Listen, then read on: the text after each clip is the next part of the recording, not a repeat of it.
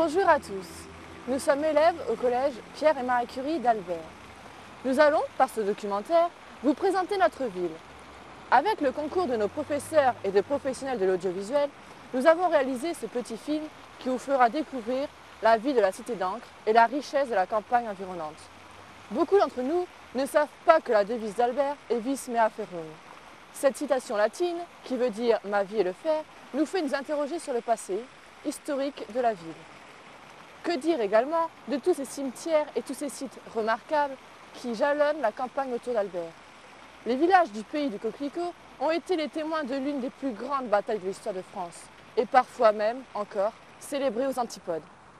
Mais tout d'abord, quelle est la place d'Albert dans la géographie de notre pays? Pour en parler, je reçois Alexis, qui avec quelques-uns de ses collègues, nous a préparé un sujet sur la place de cette ville dans l'économie française. Alexis, bonjour. Bonjour Maëva. Alors Alexis, que peut-on dire sur Albert? Albert est une ville de 10 000 habitants qui possède un passé riche. L'histoire de notre ville débute à l'aube des temps.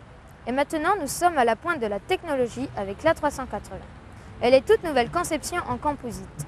Je vous propose de regarder le reportage que nous avons préparé. Dans notre petite ville tranquille, au cœur d'une grande plaine agricole, coule une rivière nommée Ancre, qui a donné son premier nom à la ville dès l'époque romaine. Elle doit son nom actuel à Albert de Lille, seigneur d'Ancre au début du XVIIe siècle. Albert est une ville située à 120 km au nord de Paris. C'est la troisième ville du département de la Somme, l'un des départements de la région Picardie. Alors le nombre des habitants d'Albert est à peu près stable. On est entre 10 000 et 10 500 habitants. La population d'Albert est une population fidèle, fidèle à son histoire, fidèle à sa ville, qui ne bouge pas beaucoup. C'est une population, comme on dit sur le plan sociologique, d'ouvriers qualifiés, puisqu'on a beaucoup d'entreprises de machines-outils, d'hydraulique et d'aéronautique. Alors on a la chance à Albert d'être encore un peu à l'abri des mauvaises tempêtes économiques, puisqu'on a une grande entreprise qui s'appelle Aerolia, qui fabrique les pointes avant des avions, les cockpits, et qui se porte vraiment très très bien, puisque au jour d'aujourd'hui, il y a 3500 avions en commande, on en fait 500 par an, et donc on a 7 années d'activité devant nous. Et donc ça, c'est une vraie bouffée d'oxygène pour nous sur le plan économique. Malheureusement, tout le monde n'a pas la chance d'avoir Airbus chez soi. Depuis le 19e siècle, Albert est une ville industrielle, aujourd'hui spécialisée dans l'aéronautique, qui ne cesse de se développer grâce à une piste aéroportuaire. On a construit une piste aéronautique tout simplement pour répondre aux besoins d'un industriel local qui s'appelait Airbus à l'époque et aujourd'hui Aerolia. Aerolia, donc le fabricant des pointes avant, a construit une pointe avant beaucoup plus grosse qui était l'Airbus A380, donc qui était un gros porteur. Et donc cette pointe avant d'avion ne passait plus par la route puisque tous les transports se faisaient par la route à l'époque. Et donc on avait cette contrainte-là, c'est qu'on ne pouvait plus les acheminer par la route sur les sites d'assemblage. Donc on a dû les faire voyager par les airs, ces pointes avant, donc via un avion spécifique qu'Airbus a, donc à 5 exemplaires, donc qu'on appelle le Beluga dans notre jargon. Donc cet avion vient ici à l'aéroport et charge les pointes avant de manière automatisée pour les acheminer sur tous les sites d'Airbus. Ça permet justement pour le développement économique local, c'est que tous les industriels aujourd'hui peuvent faire, entre guillemets, voyager leurs pièces détachées ou même faire du transport de passagers. Au fil des siècles, Albert et sa région ont essuyé plusieurs guerres et invasions venues du nord. La plus marquante de ces invasions fut pour Albert la Première Guerre mondiale. 4 années de guerre qui ont rendu tristement célèbre la ville dans le monde entier. Aujourd'hui, beaucoup de touristes viennent rendre hommage aux combattants morts sur les champs de bataille de la Somme, et plus particulièrement du pays du Coquelicot autour d'Albert. Ce nom s'explique par le fait que le coquelicot est la première fleur à repousser sur les champs de bataille. Il est aussi le symbole de l'âme des soldats britanniques. Notre cité a la capacité hôtelière d'accueillir ces touristes venus d'horizons différents. Albert est une petite ville dynamique qui peut surprendre bon nombre de voyageurs. Vis mea ferrum est la devise de notre ville. Mais pourquoi? Comme nous venons de le voir dans ces reportages, le passé d'Albert est très riche, et notamment son histoire industrielle. Voyons avec Mérine l'activité albertine entre machine-outils et aéronautique. Mérine, bonjour. Bonjour Maëva. À la suite de la révolution industrielle, Albert devient une ville réputée pour ses machines-outils. En effet, Des machines sont envoyées dans le monde entier. Mais ce n'est pas tout. D'autres produits sont fabriqués dans notre cité d'encre. C'est le cas des bicyclettes Rocher et des machines à coudre Singer. Je vous propose de regarder le reportage qui va suivre afin de mieux connaître le rayonnement de la cité d'encre à travers le monde. Grâce à la ligne de chemin de fer qui allait de Paris à Lille, Albert devient une ville à la renommée internationale. En effet, depuis l'inauguration de la gare en 1846, les matières premières arrivent aux portes des entreprises et les produits fabriqués sont exportés vers d'autres régions. Monsieur Goulieu, président de l'Amicale pour l'histoire industrielle d'Albert, s'est intéressé à cette période historique. Le chemin de fer, on est sur la ligne Paris-Lille. Ça permettait d'une part aux marchandises et d'autre part aux ouvriers de se déplacer. Mais aussi grâce à l'encre qui traverse complètement la ville sur 1,4 km et qui a un dénivelé de 12 mètres entre l'entrée et la sortie de la ville. Et la cascade que vous voyez au jardin public, il y a 7 mètres de dénivelé et ça faisait tourner une turbine qui actionnait justement les usines Rocher. Bien avant la Première Guerre mondiale, Albert emploie 2000 ouvriers dans la métallurgie, avec de grands noms prestigieux comme les bicyclettes Rocher ou encore les machines à coudre Urtu. Les produits manufacturés de la cité d'encre rencontrent un grand succès. Les domaines d'activité sont extrêmement variables et varient au cours du temps. C'est surtout les vélos, les machines à coudre et voire les premières voitures. Et un tout petit peu l'industrie, c'est-à-dire les machines-outils. Et ensuite, ça s'est orienté justement vers la machine-outil, puisqu'on a eu au bas mot 4 constructeurs de machines-outils qui s'appelaient GSP, qui s'appelaient Titan, et qui s'appelait Linné. La révolution industrielle apporte à Albert une autre spécialité. En effet, le secteur de la machine-outil devient le produit phare des usines, dont il reste encore un nom, Linné, présent aujourd'hui.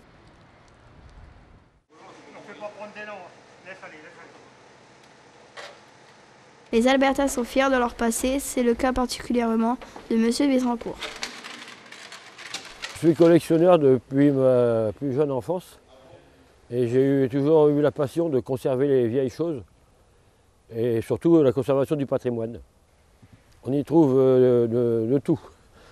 Des objets anciens, des vélos comme vous avez vu, parce qu'à Albert on a construit des cycles Urtu et Rocher.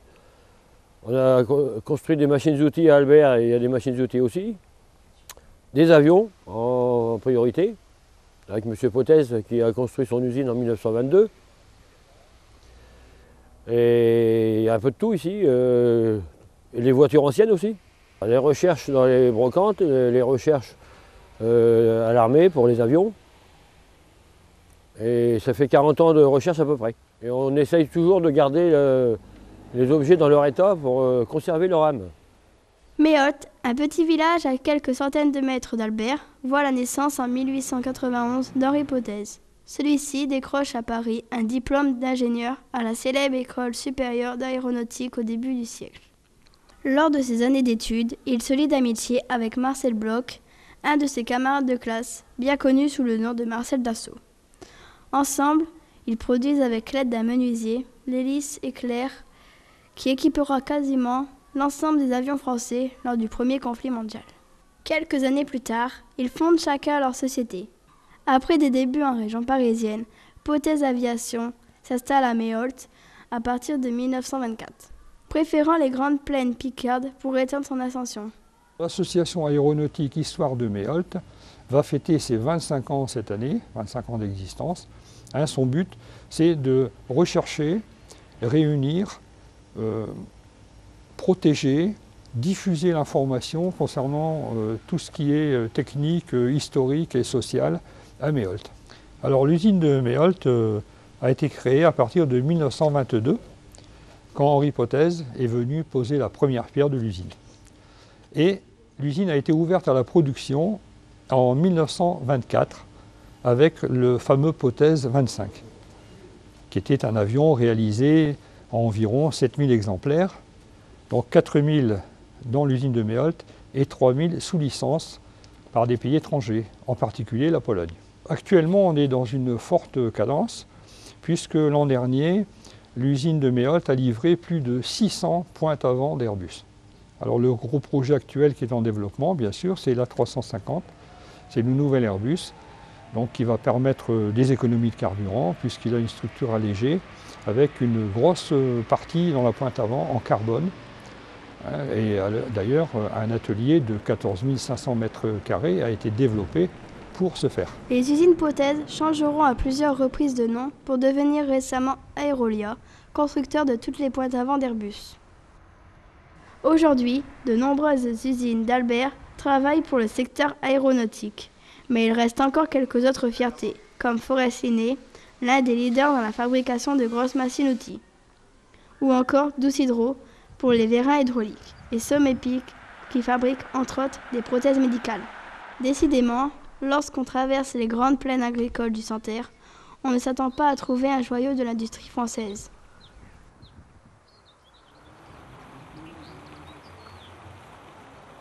On ne peut pas parler de la région d'Albert sans évoquer la Première Guerre mondiale. Au-delà de son passé industriel, Albert est surtout connu pour un épisode qui date de près de 100 ans. Effectivement, comment parler d'Albert et de sa région sans évoquer la bataille de la Somme? Pour en parler, nous recevons Nathan, qui nous propose de dresser le tableau de la situation. Alors Nathan, comment est-on arrivé à cette tragédie? Bonjour Maëva. Si nous reprenons le déroulement chronologique de ce conflit, il y a eu plusieurs batailles dans la Somme. Tout d'abord, à la suite de la course à la mer, les belligérants se confrontent dans la Somme et stabilisent le front de Dunkerque au Jura.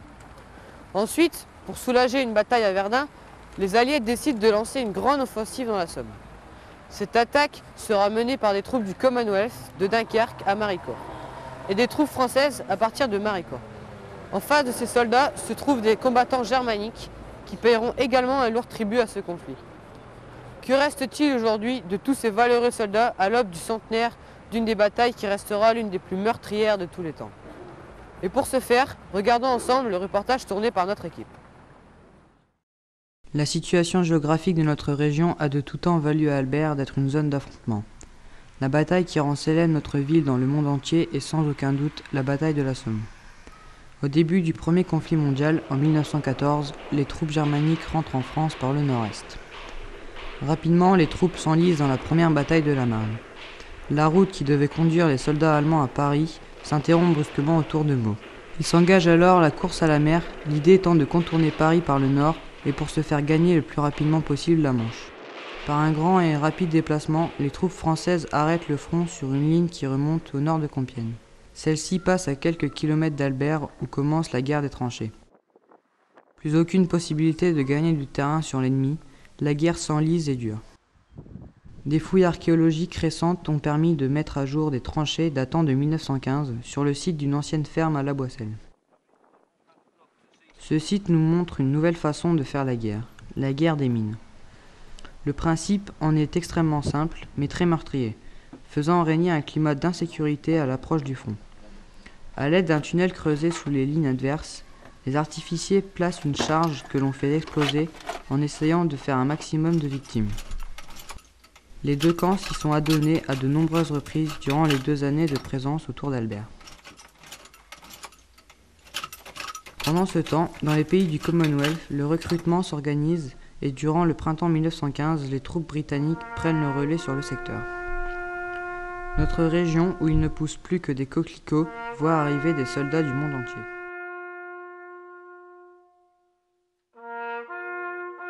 Le 1er juillet 1916, une nouvelle bataille commence, la bataille de la Somme.